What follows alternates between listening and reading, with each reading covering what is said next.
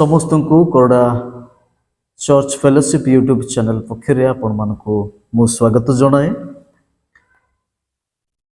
आसंतु आज एक प्रसंग रे आम आलोचना करिबा। गत दिन मानकरे आपण माने आमानकर एही यूट्यूब चैनल माध्यम रे प्रचारित दिया जाउथबा संदेश उपरे लाइक करूचंती, शेयर करूचंती, पुणी कमेंट्स देउचंती। एथि निमंते आमने आपण मानकु हृदय विशेष विशेष धन्यवाद अर्पण करूछु। आपण मानकर उत्साह, आपण मानकर परामर्श निमंते, कारण एही दिन गुड़िकरे हमने देखुछु प्रत्येक कौनसी ना कौनसी क्षेत्र रे सफलता पाई थांते। निजर कार्य रे, प्रतियोगिता रे जेतेबेले कि जड़े सफल होउचंती, सफल खेलाड़ी, सफल चाषी, सफल जड़े बिजनेसमैन, ए समय रे ए सफलता पछरे आपण श्रेय काहाकू दियंती, आपण श्रेय काहाकू दियंती, से किए जे कि क्रेडिट पाइबा योग्य।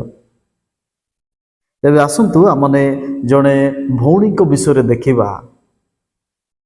जेतेबेले कि वर्तमान वर्ल्ड कप चली अछि क्रिकेट महिला स्तर रे, महिला मानकर, तो यही ओमेन क्रिकेट वर्ल्ड कप खेल रे एक अद्भुतपूर्ण रोमांचकर ऐतिहासिक खेल को प्रदर्शन करथिबा प्रिय भौणी जेमिमा ए किछि दिन हेबो प्रत्येक मोबाइल रे, टीवी रे से क्षिप्र गति रे भाइराल हेबा को लागिला। ताकर खेल ए प्रकार अद्भुतपूर्ण से प्रदर्शन कले, ताहा निमंते भारत गर्व करे। भारतर खेल जगतर अनेक दर्शक आज उत्साहित तांको पाए, तांकरी परिवार उत्साहित, तांकर टीम उत्साहित। आपण माने खेल देखिथिबे निश्चय, एक अद्भुत रोमांचकर खेल आमानकर वर्ल्ड कप बा ओमेन्स क्रिकेट टीम रे आमाने देखिबा को पाइथिलु।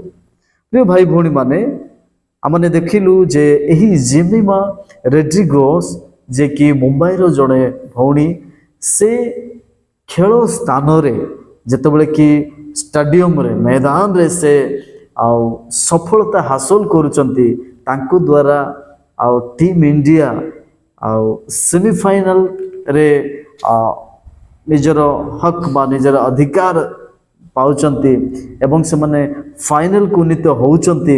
एहा को खुशीर विषयटे। अनेक टीम रे देखुथिलु माने कि भली भाबरे टीम स्पिरिट थिला।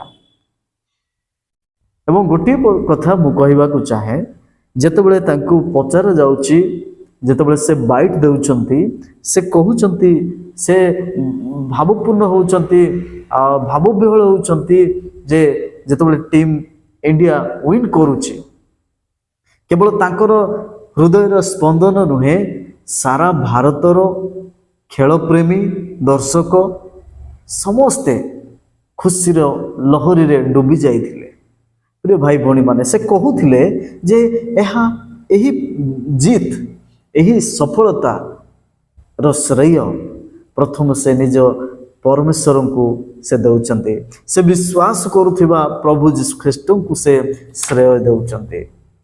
अनेक समय रे आमाने देखिछु जे श्रेय निजर विश्वास मत अनुଯାयी देई थांती सत, किंतु तत्सहित से आउ गोटे श्रेय दउचंते, से हेले बापा माँ।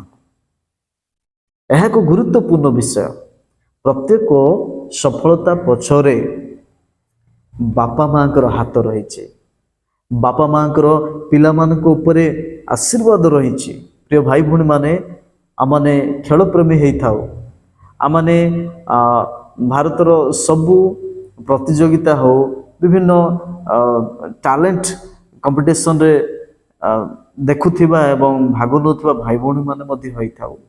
आमने गोटे विषय मन रखू आपणकर सफलता केवल ईश्वर द्वारा एवं बापा माँ आशीर्वाद द्वारा होता है।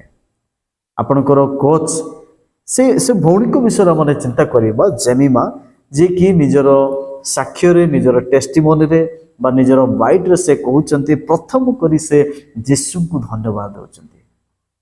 प्रभु यीशु ख्रीष्ट को से विश्वास करथिबा भौणी अटंती। से जड़े भल वर्शिप लीडर, से जड़े संगीत परिचालना करथिबा जड़े भौणी। आमने देखुथिलु से ही भौणीकर पूर्व फोटो गुड़िक से भौणीकर पूर्व प्रस्तुति रे से किभली भावरे तांकर जो पालक महोदय थिले आ से प्रार्थना करथुवा विषय देखुछु आमे एवं किभली भावरे तांको परामर्श दिया जाउची। एवं आमने खेल संबंध रे मध्ये देखुथिलु जे पूर्व खेल गुड़िकरे से भल करि नथिले। पूर्व खेल गुड़िक पूर्व मैच गुड़िकरे से भल करि नथिले, किंतु से विश्वास रे थिले, किंतु से धैर्य सहित थिले, से प्रार्थना रे थिले एवं मैदान रे से आज अद्भुत खेल प्रकाश करिसंती, जहा कि भारतवासी को आनंद रे भरी देइथिला, फाइनल रे प्रवेश करिथिला। तेणु एठी हम देखुछु प्रथम से प्रभु को देले, द्वितीय रे से बापा माँ को दउछंती। अनेक समय आमने देखुछु जे बापा माँ को श्रेय देबा भूली जाई थांती। बापा माँ को श्रेय देबा से माने आउ आदुओ मने पकांती ना।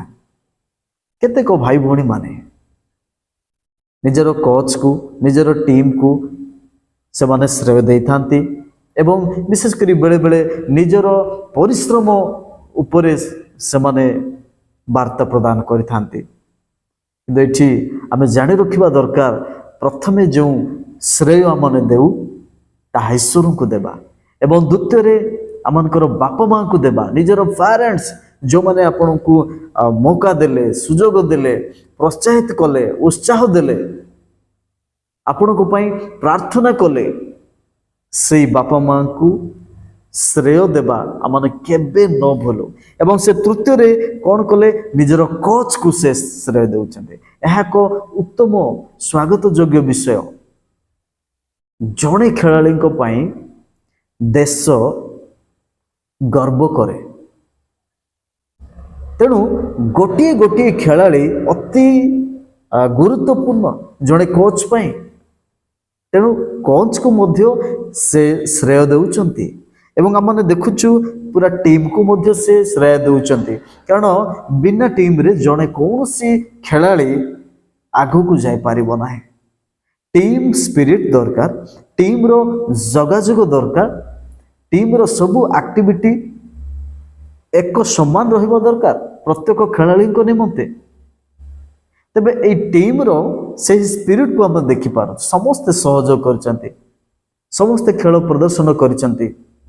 तेणु टीम श्रेय पाइबा योग्य। समस्ते चेयर्स करथिले, समस्ते साधुवाद जणाउथिले, समस्ते उत्साह दउथिले। भारतीय ए महिला क्रिकेट दल को प्रभु अनुग्रह करंतु, आगको आगको आउ बढ़ंतु, आमनकर देशर ना बजाई रखंतु।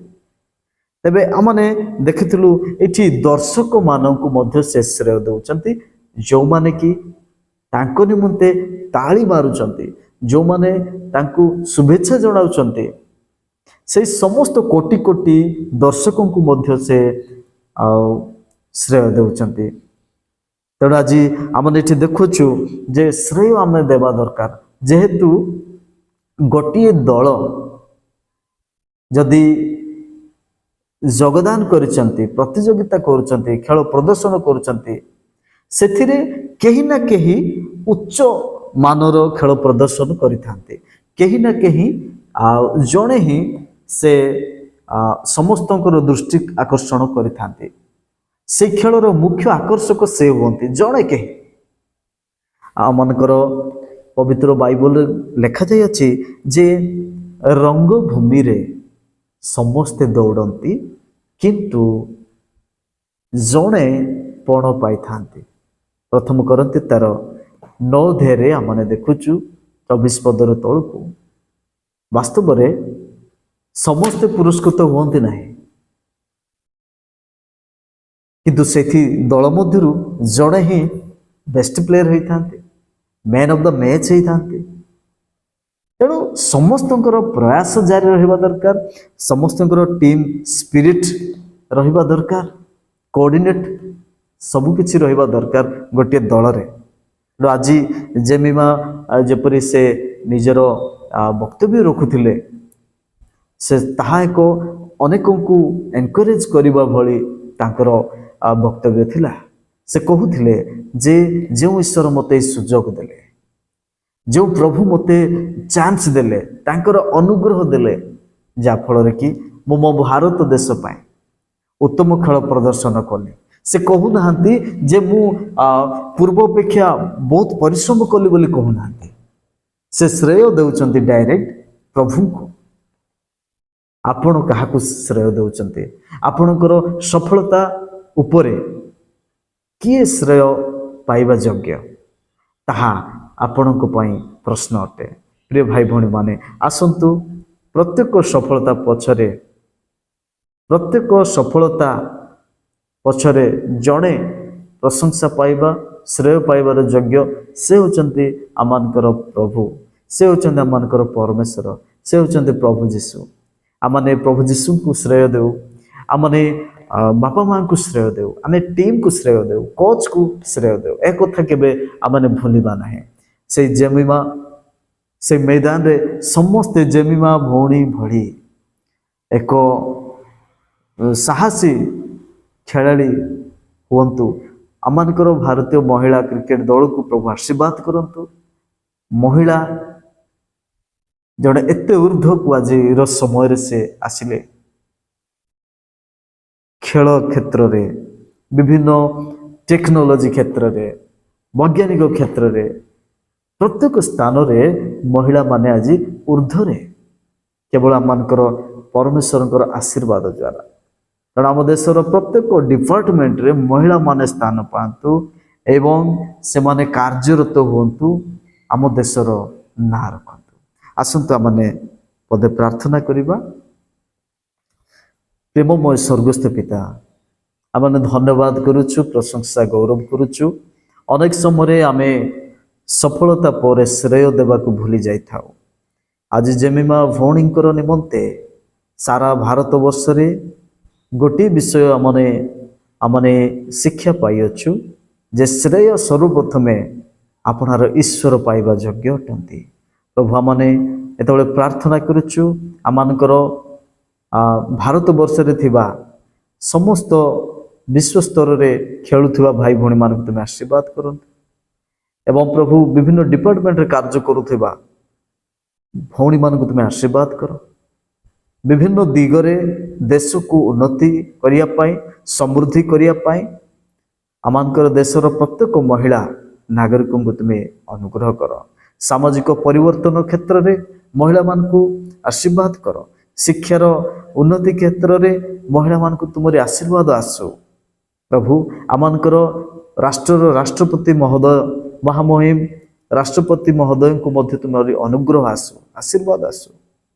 ତାଙ୍କରି ଜୀବନୀ, ତାଙ୍କରି ସେବା, ତାଙ୍କରି ସମସ୍ତ ବିଷୟ ଦ୍ୱାରା ଅନୁପ୍ରାଣିତ ହୋଇ ଅନେକ ମହିଳା ବାହାରନ୍ତୁ। ତୁମରି ଅନୁଗ୍ରହ ଆମ ଦେଶ ପ୍ରତି ଆସୁ। ପ୍ରାର୍ଥନା ଯୀଶୁଙ୍କ ନାମରେ ମାଗୁଅଛୁ, ଆମେନ୍।